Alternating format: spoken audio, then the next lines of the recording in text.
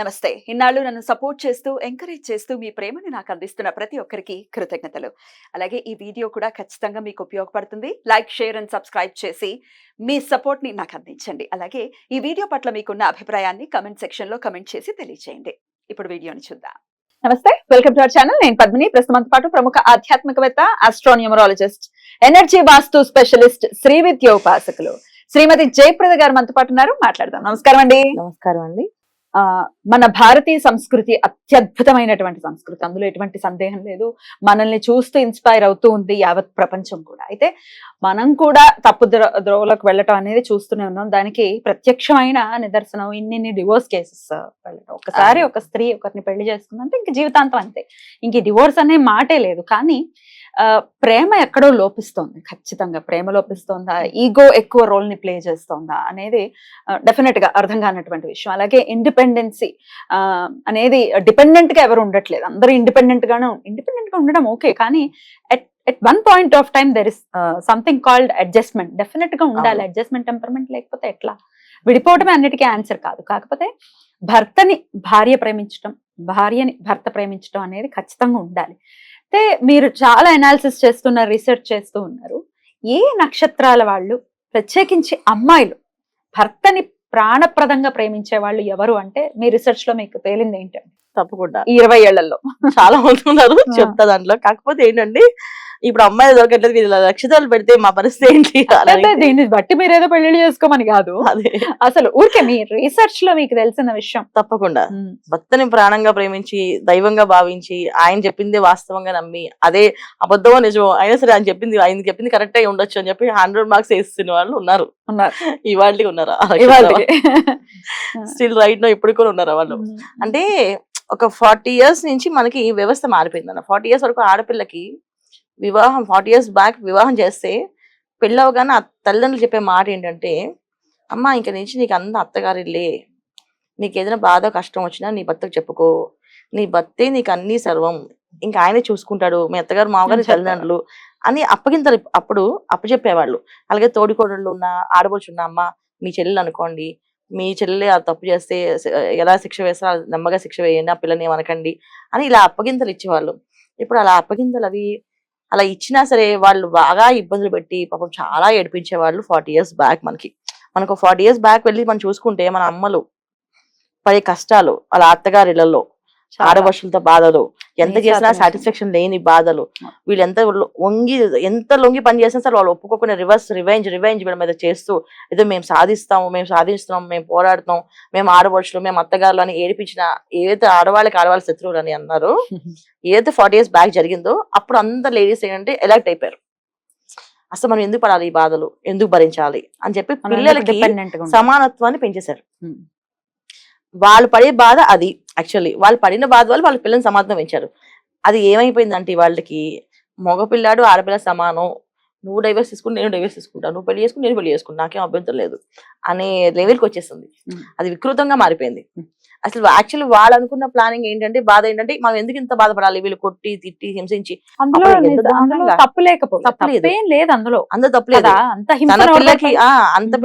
నాకు రేపు నాకు ఆడపిల్ల పుడితే అదుకుని ఇలా హింసపడాలని చెప్పి వాళ్ళు నేర్పించుకున్నారు. కరెక్ట్. ఏ తల్లైనా బాధపడుతుంది కదా, నా కూతురు ఇలా బాధపడుతుంది ఖచ్చితంగా. అప్పుడు వాళ్ళు ఏమనుకున్నారంటే చదివించాలి వీళ్ళ చదువు లేకపోవడం వల్ల ఏదో నాకు తక్కువ కట్నం ఇచ్చి మా నాన్న నుంచి పెళ్లి చేస్తే మా నాన్నకి నేను భారం అయిపోయాను అనే ఫీలింగ్ ఏదైతే ఉందో వాళ్ళ పాపం, అది రియల్ ఫీలింగ్.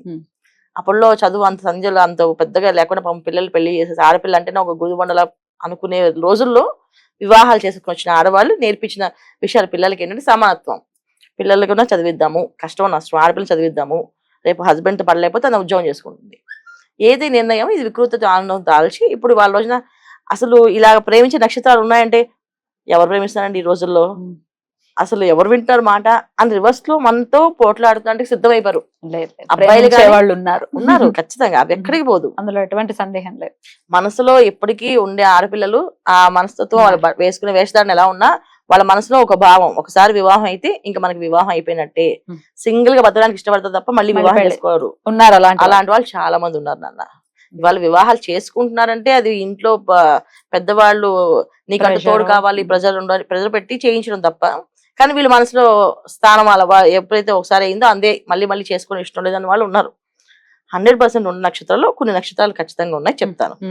అయితే ఈ నక్షత్రాలు ఏంటి అంటే వీళ్ళు ఉత్తర ఫాల్గుని నక్షత్రం, ఫస్ట్ నక్షత్రం ఉత్తర ఫాల్గుని. ఈ ఉత్తర ఫాల్గుని నక్షత్రం ఏంటంటే భర్తకి ఆల్వేస్ సపోర్ట్ గా ఉంటారు. వీళ్ళు ఎంత చదువుతారు అంటే బాగా చదువుతారు, చదువు ఏం తక్కువ ఉండదు వీళ్ళకి. వీళ్ళు బాగా చదువుకునే వాళ్ళు, వెల్ ఫ్యామిలీస్ పుట్టిన వాళ్ళు కూడా.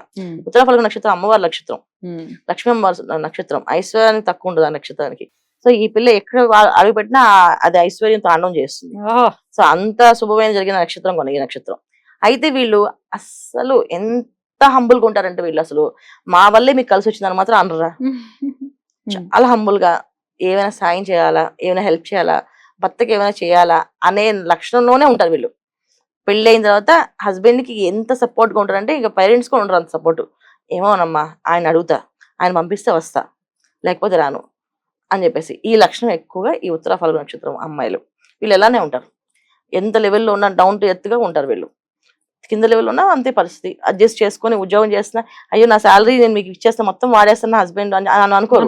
తెచ్చి కాము బుద్ధివంతులా ఇచ్చేస్తారు, గుడ్ స్టూడెంట్స్ లాగా ఇచ్చేస్తారు అనమాట. సో చేసేయండి, ఆయన ఇష్టం, ఆయన తెలుసుకుంది, ఆయన చేయాలి. అలాంటి నక్షత్రం. ఇంకోటి మృగశిర నక్షత్రం. ఇది కుజ నక్షత్రం. కానీ చాలా హస్బెండ్ ఎలానే ఉండని, నేను మాత్రం మా ఆయన సేవ చేసుకోవాలి. కొంతమంది వీళ్ళకి ఎంత ప్రాబ్లమ్స్ అంటే, కొంతమంది అమ్మాయిలకి హస్బెండ్స్ టార్చర్ పెట్టే హస్బెండ్స్ కూడా ఉంటారు, ఇబ్బందులు పెట్టే వాళ్ళు కూడా ఉంటారు. కొంతమందికి అయితే అసలు వీళ్ళని లెక్క చేయని వాళ్ళు కూడా ఉంటారు. వీళ్ళు అవేం పట్టించుకోరు, ఆయనతో దైవంగా భావించి ఆయన కావాల్సినవన్నీ చేస్తూనే ఉంటారు, మాట్లాడుతూనే ఉంటారు. ఏదైనా సరే వాళ్ళకి సేవ చేయకుండా వీళ్ళు ఏ పని చేయరు, వాళ్ళు చెప్పిన మాటే వింటారు. ఈ నక్షత్రం.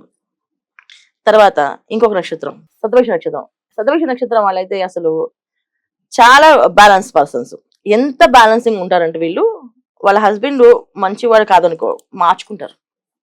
అన్నయ్య నేర్పు ఉంటుంది, చాలా ఓర్పు మనుషులు. అంటే బ్యాలెన్సింగ్ అంటారు. ఎలాగా, ఈయన రోజు ఒక తాగుబోతు హస్బెండ్ కి పెళ్లి చేసిన తెలియక చేసాం అనుకో, ఈయన తాగుడు మానిపించాలి అంటే ఈయనకి ఏం చెప్తే మానేస్తారైనా అని మంచి మంచి మాటలు చెప్తూ, సాయంత్రం మీతో మాట నేను కూడా కబుర్లు చెప్పుకుంటూ మన ఇద్దరం కలిసి గుడికి వెళ్దాం, మనం ఇద్దరం కలిసి ఇక్కడ చేద్దాం అని ఒక హస్బెండ్ కి ఒక ఫ్రెండ్ అయిపోతారు వీళ్ళు, ఒక బెస్ట్ ఫ్రెండ్ అయిపోతారు వీళ్ళు. మార్చుకోగలరు, మార్చేసుకుంటారు. ఇలాంటి హస్బెండ్ నుంచి మార్చేయగల శక్తి వీళ్ళకే ఉంది. రాహు నక్షత్రం వెరీ టాలెంటెడ్. ఎంత అంటే వాళ్ళని అసలు మనం మెచ్చుకోవాలన్నా ఈ విషయంలో చాలా మెచ్చుకోవచ్చు. అది సో రెస్పాన్సిబిలిటీలో తీసుకుంటే ఒకసారి వాళ్ళకంటూ రెస్పాన్సిబిలిటీ తీసుకోరు, జనరల్ గా తీసుకోరు వీళ్ళు, రెస్పాన్సిబిలిటీ తీసుకోరు.